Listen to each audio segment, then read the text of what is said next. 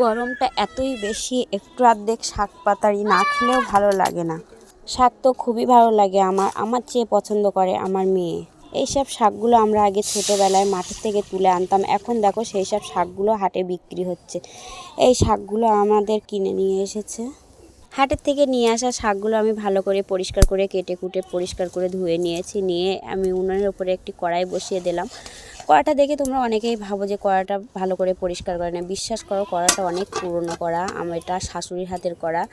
মানুষ চলে গেলেও জিনিসগুলো সেভাবে বজায় থাকে, সেই জন্য এই কড়াটা আমার কাছে খুবই প্রিয়। সেই জন্য আমি বেশিরভাগ রান্নাটাই কড়াই করি।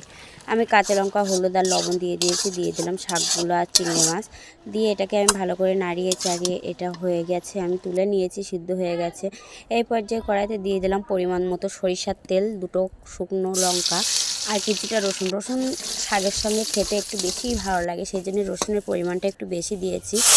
সিদ্ধ করে রাখা শাকগুলো আমি দিয়ে দিলাম, দিয়ে নাড়িয়ে চাড়িয়ে নামিয়ে নিলাম। দেখো আমার মেয়ে তো একদম লেবু আর শশা নিয়ে বসে গেছে, শাক দিয়ে লেবু চেপে খাবে। ও খুবই খেতে ভালোবাসে শাক আর লেবু।